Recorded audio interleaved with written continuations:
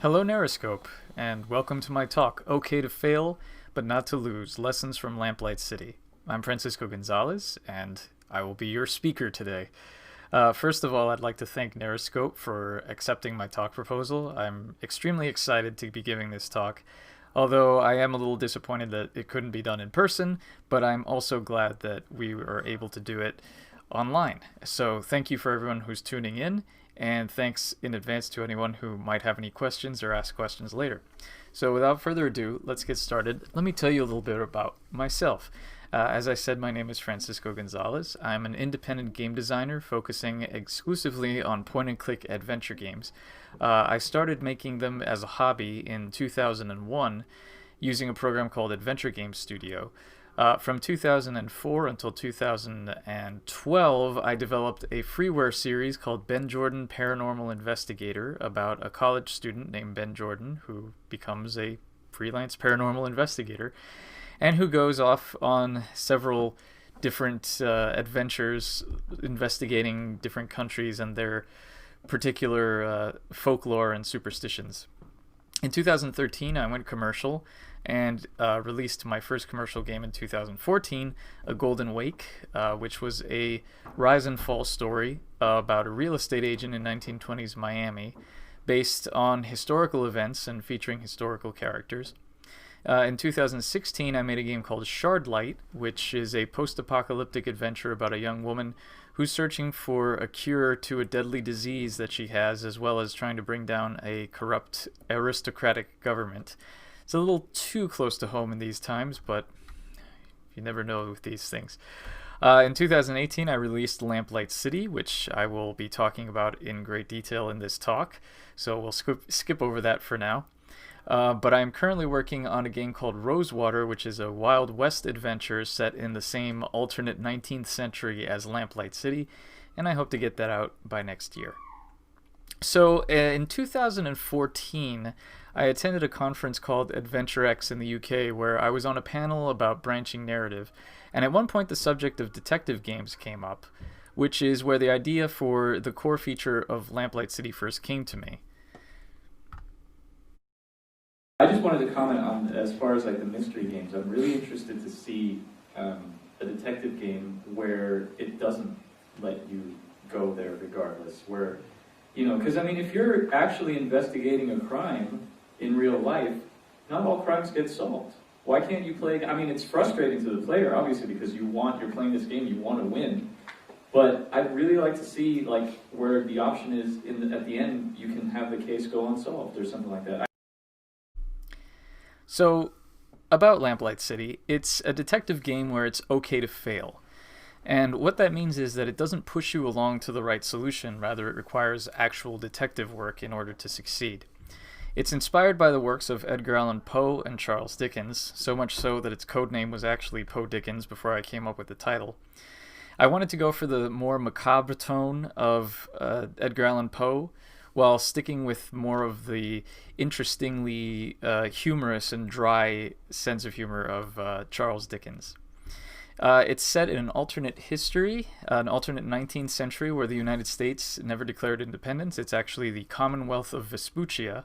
And I did this because I wanted to play around with the setting and not be bound by historical accuracy or potential anachronisms.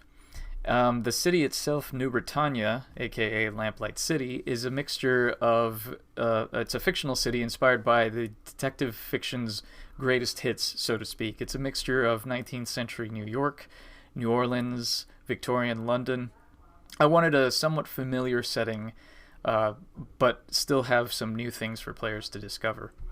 And it has some elements of steampunk, but those serve as more world building and background purposes. I didn't want to go extreme and have people walking around with goggles and top hats and mechanical arms and things like that.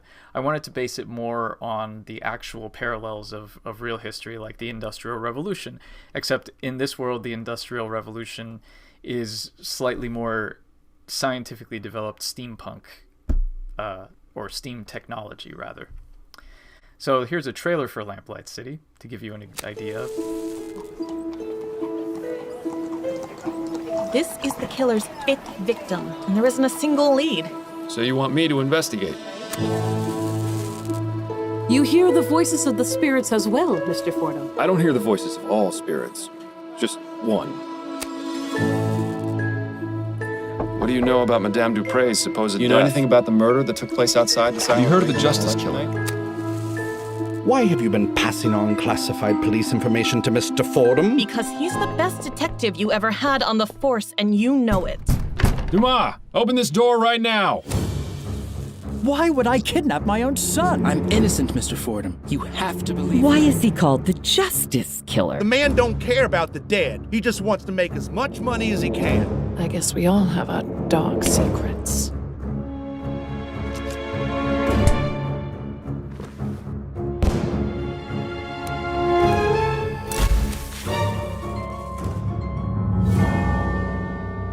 I swear to you, this was a one-time mistake. You won't see me like that again.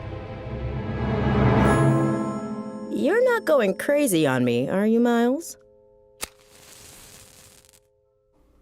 So the main influences for this game were some detective games I had played recently. I'm a fan of detective games, but I found that one of the things that they tend to do is push you towards the right solution. L.A. Noire I found extremely enjoyable, especially with its unique idea of reading people's facial expressions, but ultimately failing the interrogations really made no difference. You still got the evidence you needed, no matter what. Same with chases or tailing suspects. Failing them gave you a game over and made you start again until you got it right. There was no possibility of letting a person of interest get away and having to deal with those consequences. With Sherlock Holmes Crimes and Punishments, it was the first game in the series developed by Frogwares that had a multiple case structure and allowed you to accuse more than one suspect, as well as allow you to condemn or acquit them. But this meant nothing because you never saw any effects beyond maybe getting a letter either from an angry relative of the falsely accused or someone commending you for a case well done. It kind of felt like you were Sherlock Holmes, so you weren't allowed to be wrong, even if you accused the wrong suspect. A much older version of a Sherlock Holmes game, The Lost Files of Sherlock Holmes, The Case of the Serrated Scalpel, did something interesting in the form of false leads. The whole game is one case, but one lead takes you to a bar where the key person of interest, the bartender, won't speak to you unless you beat him at darts, but he also won't play you until you prove your worth and beat three other people in the bar at darts. You then have to play a darts minigame 4 times or more if you fail to beat any of the other opponents, only to find that the bartender doesn't actually know anything helpful. Unfortunately, this potentially interesting idea ends up feeling like a waste of the player's time. So the main challenge for me was, how do you make a detective game that allows you to get things wrong, but still offers a satisfying narrative and doesn't make the player feel like they've lost? And I'll spoil by saying I'm still not entirely sure, but I will explain how I went about it in this game and what I learned from it. So I will keep this spoiler light for anyone who hasn't played the game yet, but the narrative structure of Lamplight City is divided into 3 things, mainly. The main plot, in which former police detective turned private investigator Miles Fordham, who you play as, deals with the death of his partner and hearing his voice. He tries to find leads to catch his partner's killer, or the person he feels is responsible for his death, and he's convinced that that's the only way to let his partner rest in peace and move on. Otherwise, he's being driven crazy by constantly hearing the voice of his partner talking to him. The game is divided into 5 cases, each of which are self-contained stories with multiple possible outcomes, different suspects, and leads to investigate. The stories range from things like attempted murder via live burial, to kidnapping, to suspected spontaneous combustion, and more. But the cases, while they are self-contained stories, I wanted to have them have thematic connections to Miles's struggle. For example, the second case, the kidnapping case, Miles realizes that the parents of the kidnapped child have a strained relationship. They're keeping secrets from each other, and this reminds him of his own strained relationship with his wife and the fact that he's keeping the secret of hearing his dead partner's voice from her, which leads us to the subplot, the main subplot of the game, which is the strained relationship between Miles and his wife Adelaide. So when I was designing each case, I plotted out the paths that each lead would take the player on, detailing locations, evidence found, and information that would open up leads on that same path or another one. The trick was making sure that there was no overlap, as well as figuring out what actions would lock off paths at which points. Taking a cue from classic adventure game design, I wanted each lead in a case to have an independent path that could be followed and or solved in any order, much like the three trials structure in The Secret of Monkey Island. I also wanted to avoid the classic syndrome from adventure games of yore, dead man walking. For those not familiar, this refers to a specific design choice in classic adventure games where the game ended up in an unwinnable state. The most common example, say the first part of a game takes place in a self-contained area, like a valley, for instance. There's an item you can find, let's say a shoe, but it's entirely possible to complete all the tasks in the valley and move on to the next section, the caves. Once in the caves, the player is not allowed to return to the valley, and as luck would have it, the only way to exit the cave is by solving a puzzle where you need the shoe. The game doesn't outright kill you, but it's now a dead-end state where there's no way to proceed. This is dead man walking. So the idea was that while it was possible to close off leads by angering characters or missing key pieces of evidence, you would never find yourself in a situation where restarting a case or the whole game was necessary. If all the leads are closed off, you simply return to your police contact and declare the case unsolvable, which moves the game forward but has an effect on the outcome. If you declare too many cases unsolvable, you'll get a premature ending which serves as a valid narrative closure to the story, albeit a sad one. Another challenge lay in designing cases where the correct solution wasn't blatantly obvious compared to the other possible ones, and I'm not entirely certain I succeeded in that regard. In fact, the main puzzles in each case are only found on the paths to the correct solutions. This is partly because I didn't want to set up a scenario like the Lost Files of Sherlock Holmes. Another thing, while it's possible to close off leads based on your actions in previous cases, for example, if you accuse one of the wrong suspects in case 1, you'll run into someone who knows them in case 3, and they won't let you into a bank that you can then find or investigate as a lead to a solution for the third case. I felt that it was important not to apply that to the correct solution. So, in other words, you can close off the lead to the correct path, but only because of the actions you take in that case's path, or in that same case. So, from all of this, what were the lessons? What did I learn? The main thing I learned was having branching narrative is good, but locking your players out of story content is bad. Players really don't like it when they're told that they've messed up. When I played L.A. Noire, there was a sound that elicited an almost Pavlovian response in me, and if any of you have played it, I'm sure you know what I'm talking about. When I heard this, I would immediately quit, reload, and try again. And I realized I'm not alone in doing this. More often than not, players wanted to reload and try again. Very few wanted to live with the consequences of their decisions. Worse still, they viewed getting something wrong as equal to being stuck in a dead end. For some players, it was absolutely unacceptable to accuse the wrong suspect. And this is totally understandable. We're conditioned to play games to win, so when given the opportunity to fail, it conflicts with that desire. Notice in this comment, restarting the whole game isn't an option for me, and playing on with this unsolved case isn't one too. Spoiler, I didn't patch this. The second thing is, not all inventory games need inventory puzzles. Not all adventure games need inventory puzzles. Early on, I decided that Lamplight City would not have inventory combination puzzles. Instead, inventory was handled through the in-game casebook. So, for example, if you encountered a locked door, clicking on it would give you a message indicating that the door was locked. Later on, if you find a key, you can pick it up, and it's stored as a clue in your casebook. Returning to the locked door with the key will either bring up a dialogue prompt with actions like knock on door, unlock door, or it will just automatically use the key on the door. While some players felt that this made the game too easy or not a true adventure game, the majority of players found it refreshing. My thought process was that carrying a bunch of arbitrary items and banging them together in hopes of constructing crude tools had no place in a detective game where the primary focus was investigation and interrogation. In fact, the recently re-released Blade Runner game from Westwood Studios also had no inventory and followed the same principles. The third lesson might be a bit controversial for the hardcore adventure game fans, but I feel that gameplay and interactivity doesn't come from being told no. Now, Lamplight City has a single-click interface, which means that many of the things in the world have only one response. More often than not, look for objects and talk for characters. So the cursor changes if a new interaction is discovered. If you look at something and realize, and you look at it and the message tells you it's a box, for example, that can be opened, the cursor would then turn into a hand, and clicking on it at that point would open the box.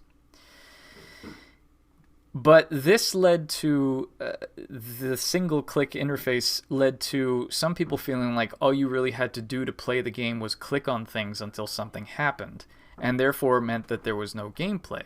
But here's the thing. In most adventure games with multiple icons or verbs, or even two-click interface, for example, left-click to look or right-click to, or left-click to interact, right-click to look, often the only unique response comes from the correct usage of a verb. If you look at an item, you'll get a unique look description, but if you try clicking the hand icon on it, or talking to it, or using the push, open, turn on verb, 95% of the time you'll get a standard, I can't do that, or that doesn't work response. Now, in a genre that encourages discovery and exploration, I find it counterintuitive to spend the bulk of your time designing excuses for why a player can't do something, rather than why they can. So, taking these lessons into account, what are some solutions for future games? Don't punish a player for getting something wrong, reward them for making a discovery. So, for example, when interrogating a witness, instead of being able to insult them right from the get-go, give the player a single chance to uncover extra information that can be failed. The extra information might not be required to solve the case, but could reveal extra information not otherwise accessible. Maybe something supplemental that will lead to a more rewarding insight into the mystery. Lamplight City actually had a couple of examples of this. In case 2, the correct solution involved tracking down the suspected kidnapper, but as an extra step, you could find out where she went, and it was entirely possible not to find that out. You could still solve the case correctly, but it was an additional step to find where she had gone to.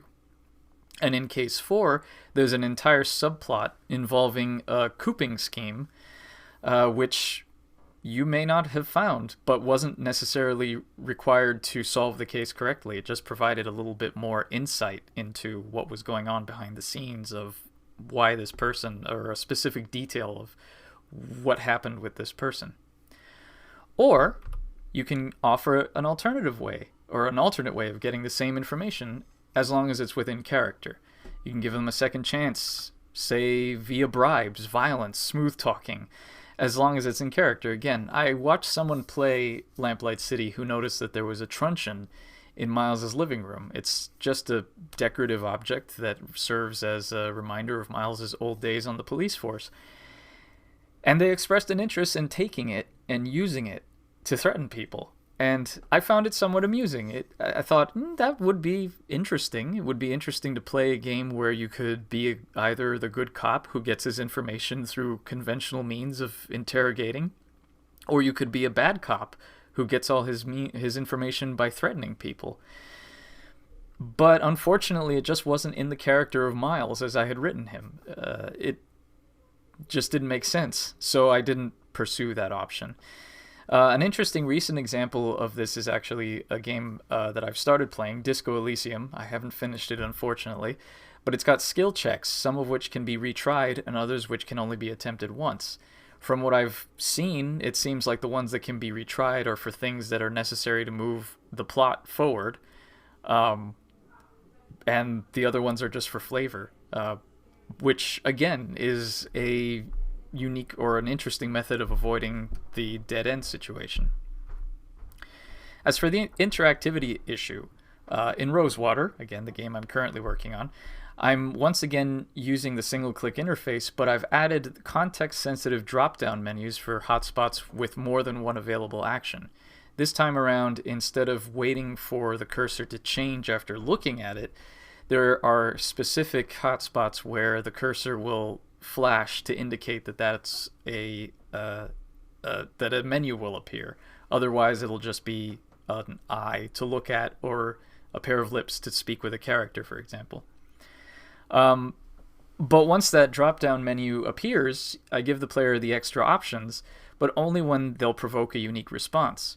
I feel that if a player feels like they're given the option to do more than one action, they'll feel more immersed in the world, and therefore like their interactions actually mean something. So I will wrap up with an interesting case study. In every case in Lamplight City, it's possible to close off leads by saying the wrong thing during dialogues with certain characters. Just to give a few examples, in case 1, this cook holds key information, but failing to gain her trust will make her refuse to speak to you, thus sealing off the path to the correct solution. Same as in case 2, where insulting spiritualist Angela Maxwell, who lives at this domicile, by taunting her about her beliefs will get you thrown out of her Spectre Society, and thus unable to pursue the correct lead in case 2, and also a lead in case 3 where she also provides some information. There are several other examples, but oddly, only one of these instances caused some players to complain. At the start of case 3, Miles has begun a bit of a downward spiral. He wakes up after a night of drinking to find that his wife Adelaide is upset with him, since he came home, as she describes it, soused to the eyeballs from God knows where. She then mentions that he muttered something about peace and quiet before relieving himself on her begonias. Miles is embarrassed, and the player can choose how to navigate the conversation, but ultimately Miles ends up on thin ice. While Adelaide seemingly forgives him, she warns him not to let the incident repeat itself. This serves the subplot of Miles and Addie's strained relationship. However, Adelaide is also important to investigations, as she offers help to varying degrees in the first 3 cases. Her role is the largest in case 3, where she can sneakily get information out of one of her hairdressing clients, who refuses to divulge any pertinent information to Miles. The thing is, like in previous cases, it's possible to close off this lead by angering Adelaide,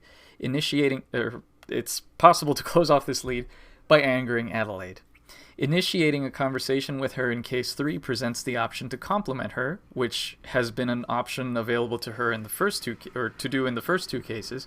However, this time around, she isn't receptive, and she tells Miles that she doesn't want to hear any compliments. She's still upset with him. Bill also warns Miles to tread lightly, and if the player chooses to try complimenting Adelaide again, she'll get upset and refuse to speak to Miles for the rest of the case. If she hasn't already gathered the information for Miles from her client, this lead is now closed off.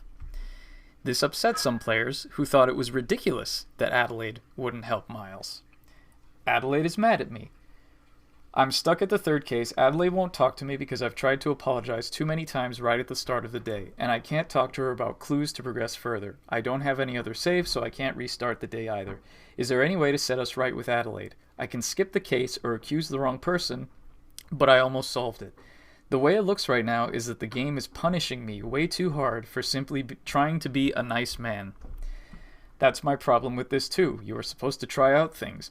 Wouldn't have thought such a measly thing as compliment your women would make you unable to truly solve the case. I have to quit the game or play it again to solve Chapter 3. Say what you want, but this is BS. I have a wife too. She would forgive me such behavior. She would help me anyway if there are important things for me to do in my life. How can I guess that Addie blocks the career path? Because there was a small disagreement between us. She watches as we try to solve the case. She too benefits when her husband is happy and his career works. Now, I can't be 100% certain, but it seems very likely these comments were all made by men. Just saying. Anyway, key takeaways from this talk. If you're allowing for failure, give players a second chance. Maybe give them a less than amazing outcome if they take that second chance. Or make the failure state narratively interesting, like it was supposed to happen. Don't lock players out of content, or let them know they've been locked out. Consider keeping the same key scenes, but have them play out in significantly different ways. Most importantly, make sure your players are having fun. So thanks again for watching. I'm Francisco Gonzalez. You can follow me on Twitter at GrundislavGames. You can go to grundislavgames.com. Lamplight City is available for purchase on Steam and GOG, as are my other games. And thanks to the magic of modern technology, while this talk has been pre-recorded, I am in the chat right now live to answer any questions you might have in the next 5 minutes or so. So ask away, and thanks again for watching. Thank you for your talk. Thank you for having me. Yeah. So we are now able to, Chad has noticed that you've shaved in between giving the talk and now. Yeah, my beard fell off in like the 3 seconds between the... Yeah. Oh, let me mute this. Yeah, so we already have a question for you. Cool. People are leaving the stream because no beard. I'm sorry. No beard, no view. I'll just go like this. Yeah. So our first question comes from Between the Borders, who asks, how do you balance context-sensitive menus with prompting the solutions to investigations/puzzles? Well, hi, Between the Borders. Good to see you. That is, in the context of investigations, I don't really know yet because I haven't quite applied it to a detective game yet. But I feel like as long as you don't provide or you design a puzzle that isn't just solvable with one button, like if it's, I don't know, usually the things you can do is pick up objects, or I don't know, if there's some sort of unique thing, it'll probably be more of an inventory based puzzle solution. But I guess I can tell you that when I design something that's another detective game with no inventory, if I go that route again. But I feel like the context-sensitive stuff is good for flavor stuff too, just like adding extra things like, I don't know, wear a hat, or, I don't know, push something. I don't know. Oh, also, before we take any other questions, I wanted to rectify a mistake. I mentioned this in the Discord, but when I was talking about influences, I completely forgot to mention Meg Giant's Practice 2015 talk, which is called Unfair Game, which was also a huge inspiration for the idea of allowing failure in games. So I highly recommend everyone check that out. Cool. Let me scroll up. We got a lot of applause. Awesome talk. Thank you. Great talk. Good stuff. Thank you, everybody. Give Us Game asks, will there be a companion/sidekick in Rosewater if it's not a spoiler? There will be 5 companion characters in Rosewater. That's like 5 spoilers. I know.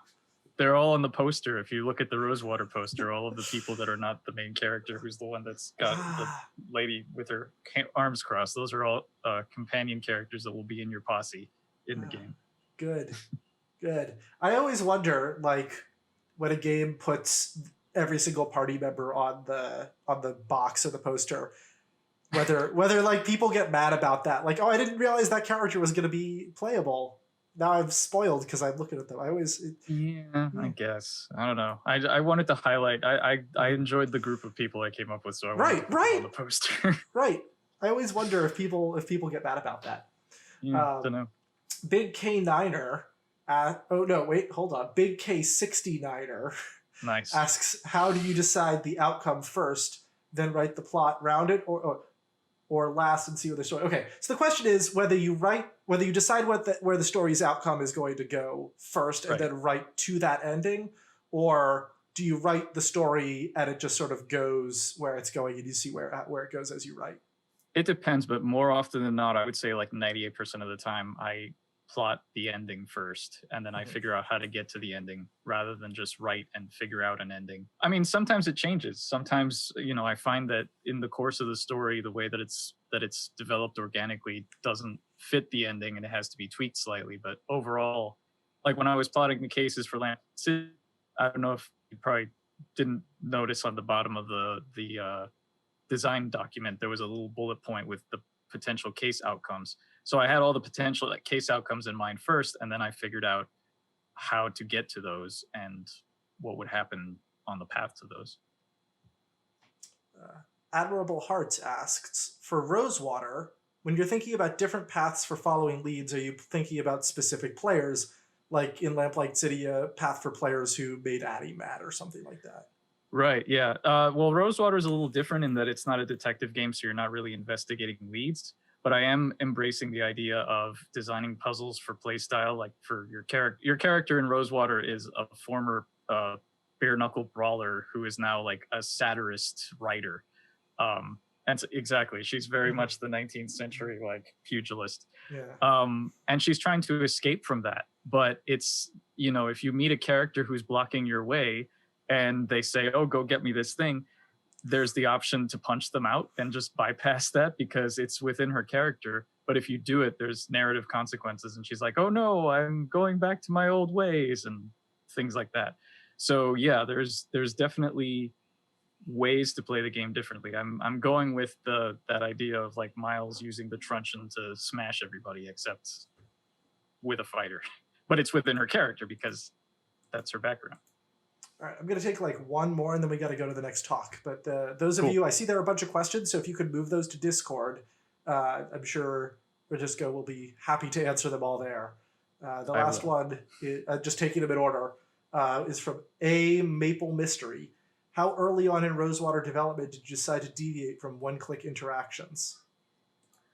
Pretty much from the beginning. Also, hi, A Maple Mystery. Yeah, pretty much from the beginning because I realized that like I mentioned, well, actually, I don't know if I mentioned it in the talk, but games that I did previously with 2-click interfaces where left click was interact and right click was look, nobody would right click to look. With the single click interface, how I tried handling the cursor changing was you had to look at something, for example, and get the look message before you knew you could interact with it. And I noticed from some people playing it, if there was a piece of evidence, for example, that could be picked up, you'd look at it and then they wouldn't realize that the cursor had changed because they had moved the mouse away, for example. So they thought that that was the only thing you could do with it. And then they didn't know that you could go back and it was easy to miss stuff like that. So I thought I'll alleviate this problem by just having a pop-up radial menu. And so from the start, I decided to do that. All right, well, thank you again for your talk. I'm sure that those who do not get their questions answered, again, please move to Discord and we will do our best to accommodate you there. I guess that's it for this talk. Thanks again. All right. Thank you. I hope that it was as good for you as it was for us. It was fantastic. Thank you again for having me. No It was a problem. pleasure.